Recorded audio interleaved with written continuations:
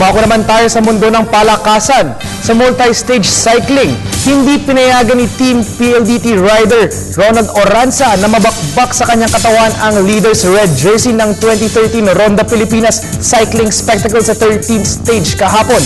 Ang kabuuan ng report na yan hatid sa atin ni Snow Badua mula sa Solano, Nueva Vizcaya. Hindi lang PLDT ang rider Ronald Oranza ang red jersey, pero hindi naging ganong kadali ang depensa para sa 20-year-old Pangasinense. Sa Tugiga o Cagayan, sa Solano, Nueva Vizcaya Stage 30, hinagad natali ng struggler si Oranza sa pelotong sa first 10 kilometers sa karera. Kumala sa dalawang rider habang ang maigpit na karibal na si third running Alex Valenzuela na gumapamantahan ng 2 minuto at 45 segundo na kalamangan. Pero sa tulong ng fellow top 5 overall individual standing runners na sina Santi Barnagea at Ronald Guardes, nagtrabaho ng 70 kilometers ang third group. Pagdating sa paliging bahagi ng Jedi Nueva Vizcaya, nalusunan ni Oranza ang kalamangan ni Valenzuela.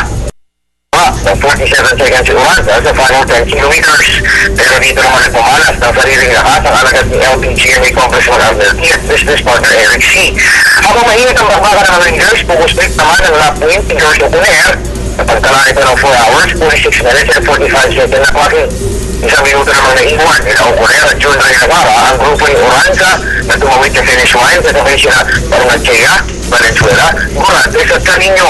Martes ay pahinga muna mga riders bago sumuha sa 133 kilometers cooking stage 14. Ito naman yung pilatis kung sino talaga ang lalapit na corona ng 2013 Honda Pilipinas.